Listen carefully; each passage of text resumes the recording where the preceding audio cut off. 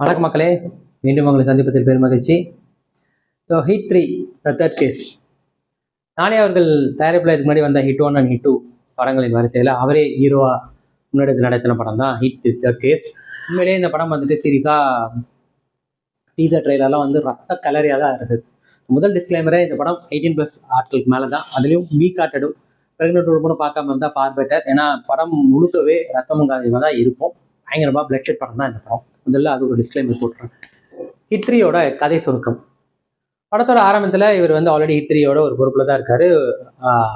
வேற ஒரு ஊருக்கு மாற்றமாய் வந்திருக்காரு. வந்து ஒரு போலீஸ் அதிகாரியாக இருக்கிற இவர் அடுத்தடுத்து 2 கொலைகளை ஒரே பேட்டர்லாம் பண்ணுறாரு.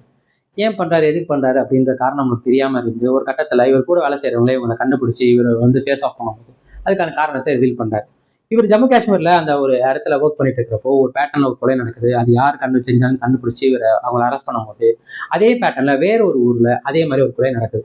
என்னடா இது ரெண்டுத்துக்கும் ஒரே மாதிரி தானே இருக்குது, எல்லாமே ஒன்று தான் இருக்குது, பட் உங்க 2 பேருக்கும் யாருனே தெரியலையே. நான் அதை தேடி போகும்போது பல இடங்கள்ல பல பேர் இதே மாதிரி கொலை செய்யப்படுறாங்க.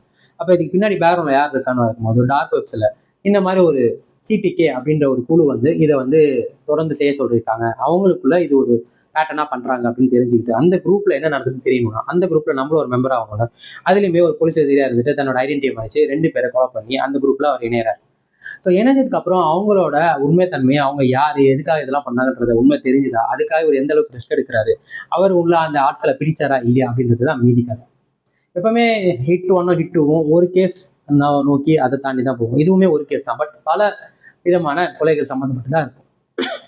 ஸோ இந்த படத்தோட எனக்கு பிடிச்சது அப்படின்னு பார்த்தீங்கன்னா நானியோட இந்த டிரான்ஸ்ஃபார்மேஷன். எப்பவுமே நானின்றவன் சாஃப்டா, ரொம்ப ஃபேமிலிக்கு ஓரியன்டா, ஒரு அந்த கேரக்டருக்கு முக்கியத்துவம் கொடுக்குற, ரொம்ப ரத்தம் சதம் இல்லாமல் ஒரு ஃபேமிலி ஆட்கள்லாம் வந்து படம் பார்க்குற அளவுக்கு தான் கேரக்டர்ஸ் இருக்கும். பட் இந்த படம் அது எல்லாத்தையும் ஒட்டச்செறிஞ்சு என்னால் இந்த மாதிரி ஒரு கேரக்டர் பண்ண முடியும் அப்படின்றத நிரூபிச்சிருக்காருன்னு தான் சொல்லணும். அதுவும் அவர் ஆரம்பத்துலேருந்தே அவர்கிட்ட இருக்கிற அந்த கோவம், அந்த ஷார்ட் டெம்பரோட அந்த மொத்த விஷயத்தையும் செகண்ட் ஹாஃப்ல அவர் வந்து அதை ஸ்க்ரீனில் காட்டுறப்போ நம்ம உண்மையிலேயே அவர் வந்து ஒரு ஒயிட் கோட்டு ரெட்டாக மாறுற அளவுக்கு பிளட் ஷேட் இருக்கும். அதை ரொம்பவே அழகாக பண்ணியிருப்பாரு.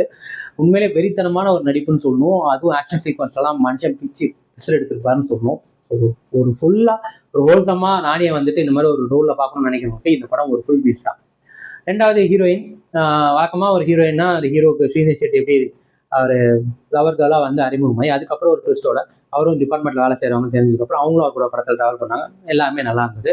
வில்லன்களாக வர ஆல்ஃபான்னு ஒரு கேரக்டர் பண்ணக்கூடிய அவன் நார்மலாக இந்த மாதிரி ஒரு சைக்காட்டிக்காக ஒரு யங்ஸ்டராக ஒரு ரோல் தான் நல்லா பண்ணியிருக்காரு. ஸோ கேரக்டர் வைஸ் எல்லாருமே நல்லா பண்ணியிருந்தாங்க. யாருக்கும் இன்னும் குறை சொல்கிற அளவுக்கு இல்லை, பர்ஃபெக்டாக இருந்தது. எனக்கு இந்த படத்தை பிடிச்சது இந்த படத்தோட ஆக்ஷன் சீக்வன்ஸ் தான்.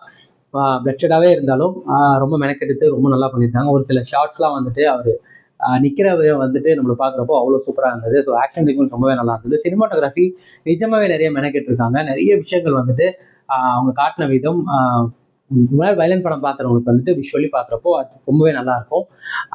சீரியஸாக ரைட்டிங்லையுமே வந்துட்டு செகண்ட் ஹாஃபே வந்து உங்களுக்கு அவர் யாரை தேடி போகிறாங்களோ அவங்க கிட்ட போகிற மாதிரி தான் காட்டுவாங்க. ஸோ அதுலேருந்து ஒரு முழு 2வது பாதியுமே அந்த இடத்துக்குள்ளே நடக்கிறதையும் எங்கேஜிங்காக வச்சுருக்கணும்.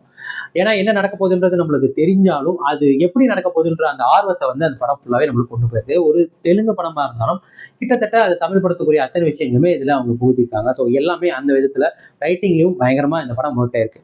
ஸோ எல்லாமே நல்லா இருந்தாலும் எனக்கு இன்னும் பெட்டராக பண்ணியிருக்கலாம் அப்படின்னு நினைச்ச விஷயம், இவங்க இந்த ஹீரோக்கு ஹீரோயினுக்கும் இருக்கிற லவ் போர்ஷனை இன்னும் மினிமைஸ் பண்ணியிருக்கலாம்.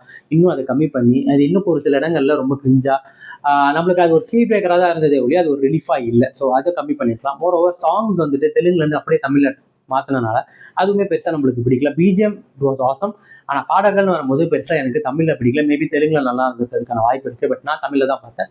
ஸோ பாடல்கள் எனக்கு பெருசாக இம்ப்ரெசிவாக இல்லை.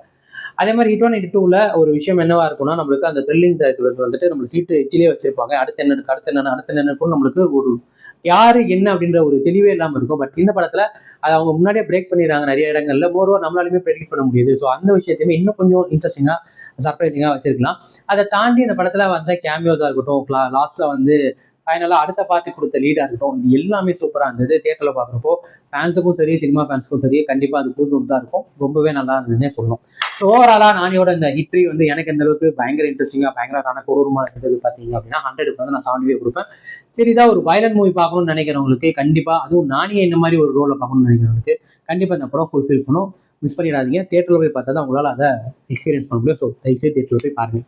ஸோ அவ்வளோதான் மக்களே. மீண்டும் அடுத்த வாரம் வேற ஒரு நல்ல திரைப்படம், வேற ஒரு விமர்சனம், வேற ஒரு முன்னோட்டத்தை உங்களை சந்திக்கிறேன். தென் பேக் உங்கள் விஜய் கிராதகன். நம்ம ஷோ ரீல் வந்து போச்சு. எப்பா சாமி போதும்டா ஓட்டது, ரீல் அந்து போச்சு.